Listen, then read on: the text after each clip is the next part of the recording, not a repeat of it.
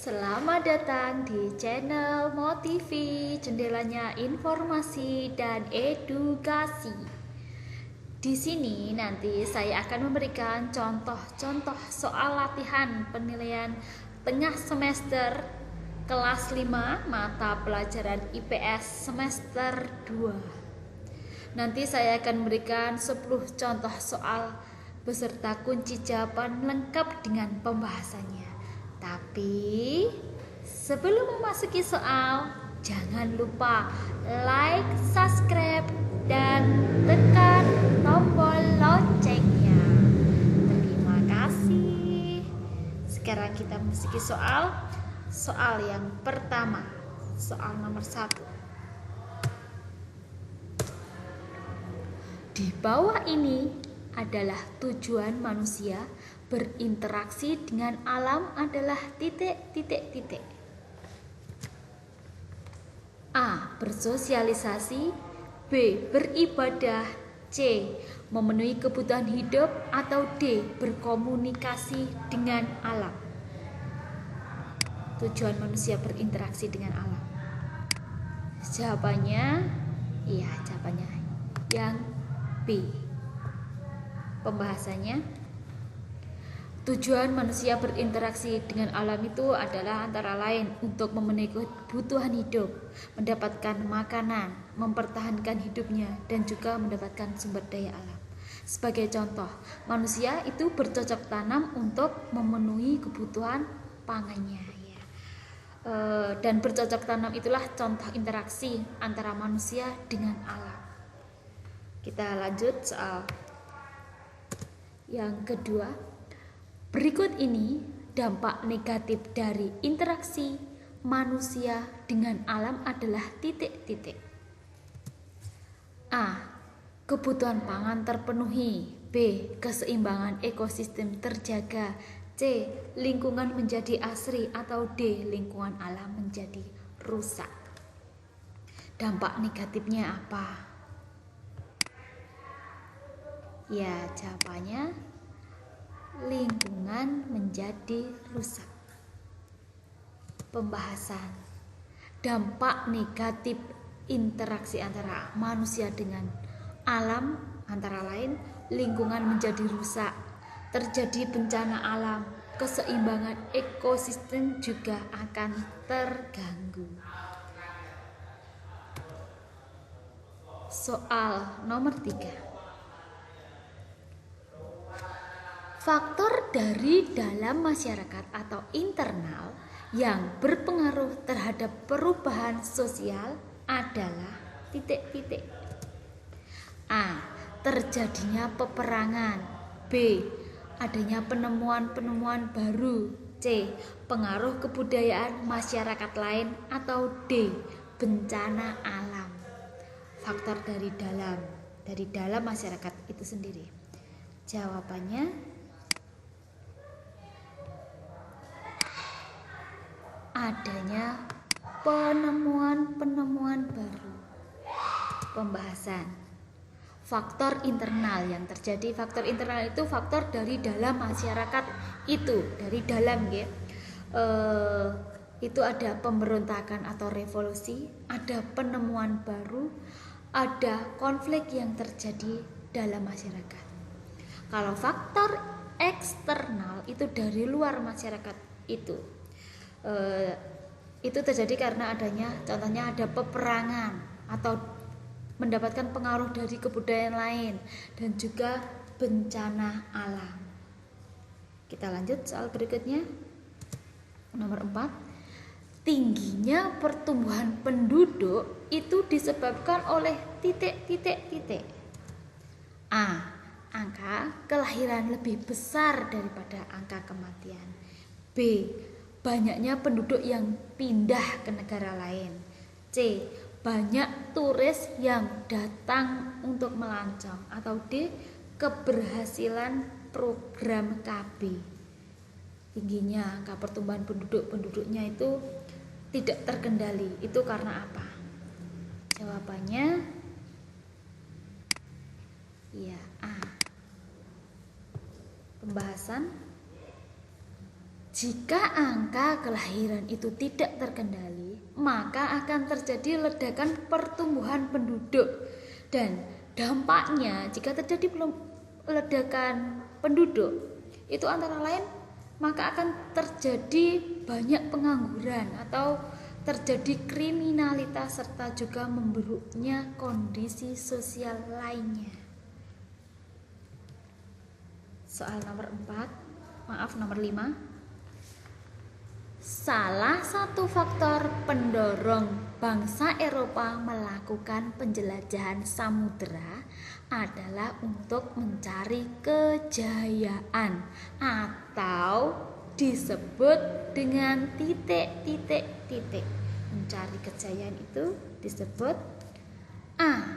Gold, B. Glory, C. Gospel, atau D. Glamour. Jawabannya adalah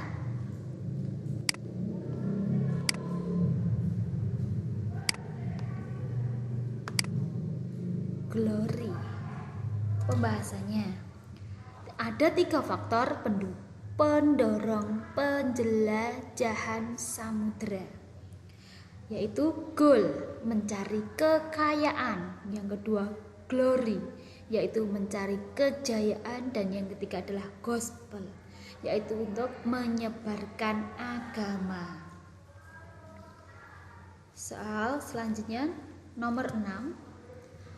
Tokoh Belanda yang terkenal dengan politik adu domba atau disebut divide et impera adalah titik. A. Peter Booth, B. Johannes van de Bos, C. Jan Pieterszoon, atau D. Daendels.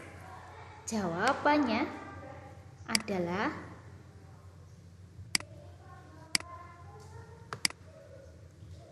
Jan Pieterszoon. Pembahasan. Di sini saya memberikan contoh-contoh tokoh Belanda yang masa menjajah di Indonesia. Yang pertama, Peter Booth. Itu siapa?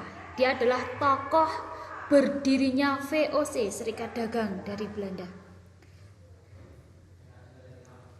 Yang kedua ada Johannes van de Bos.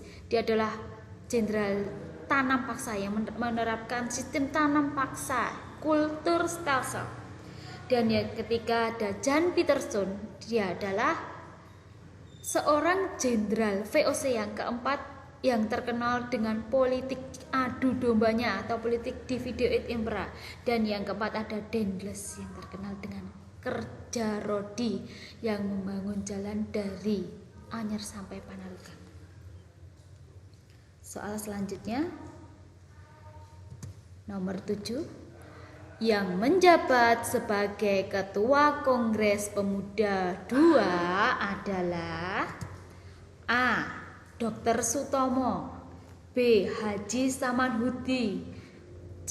Ir Soekarno, atau D. Sugondo Joyo Puspito. Siapa yang menjabat sebagai Ketua Kongres Pemuda II? Jawabannya adalah Sugondo Joyo Puspito. Pembahasan. Kongres Pemuda II diadakan pada tanggal 27 Oktober sampai 28 Oktober tahun 1928 yang diadakan di Jakarta. Dalam Kongres Pemuda II ini dipimpin oleh Sugondo Joyo Puspito dari PPPI sebagai pimpinan acara. Pada Kongres Pemuda II inilah didapatkan hasil yang penting, yaitu Sumpah Pemuda. Kalau Dr. Sutomo merupakan ketua dari organisasi Budi Utomo, sedangkan Haji Samanhudi merupakan pendiri Serikat Dagang Islam. Kita memasuki soal yang ke-8. Dalam bahasa Jepang, PPKI disebut dengan titik. A. Dokuritsu Junbi Kosakai, yang B. Dokuritsu Junbi Inkai, atau C. Fujinkai, D. Keibodan. Jawabannya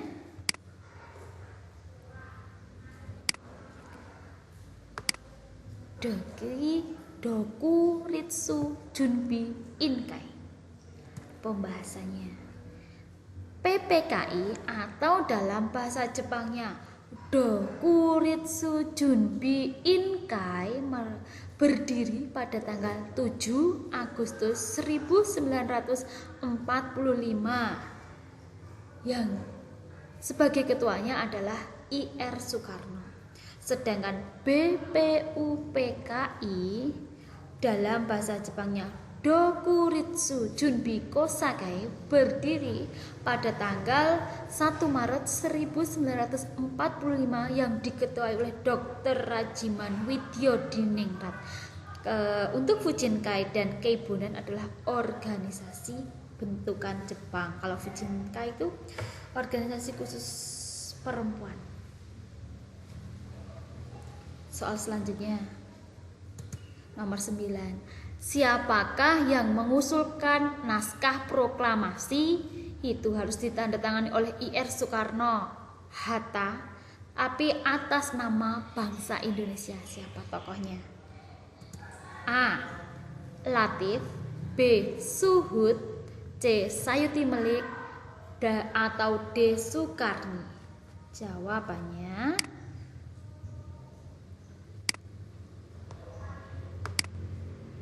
D. Soekarni. Pembahasan, dalam memproklamirkan kemerdekaan Republik Indonesia, banyak tokoh yang turut serta, antara lain Latif dan Suhud. Mereka berdua adalah berperan sebagai pengibar bendera saat memproklamirkan kemerdekaan. Kemudian ada Sayuti Melik, beliau adalah yang mengetik naskah proklamasi, sedangkan Soekarni merupakan tokoh pemuda yang mengusulkan bahwa teks proklamasi harus ditandatangani oleh Soekarno, maaf tulisannya salah nggih, Soekarno Hatta atas nama bangsa Indonesia. Kita memasuki soal yang terakhir, nomor 10. Proklamasi kemerdekaan Indonesia itu dibacakan Soekarno didampingi oleh Muhammad Hatta di titik-titik di mana dibacakan proklamasi. A. Di Istana Merdeka, B. Di Jalan Pegangsaan Timur nomor 56 Jakarta Pusat, C. Di Rengas Dengklok, atau D. Di Monas. Jawabannya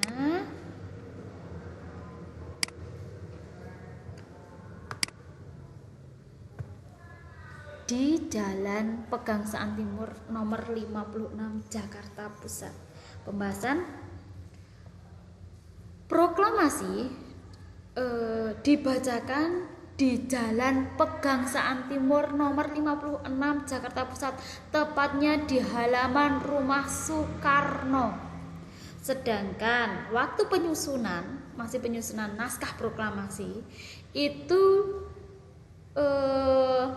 dilaksanakan di kediaman Laksamana Maida. Siapa Laksamana Maida? Beliau adalah seorang tokoh angkatan laut Jepang yang turut berperan atau berjasa dalam ikut penyelenggaraan kemerdekaan Indonesia. Sudah selesai. Kita membahas 10 soal beserta kunci serta pembahasannya. Yang semangat ya belajarnya anak-anak. Saya ucapkan terima kasih. Sampai bertemu di kesempatan berikutnya.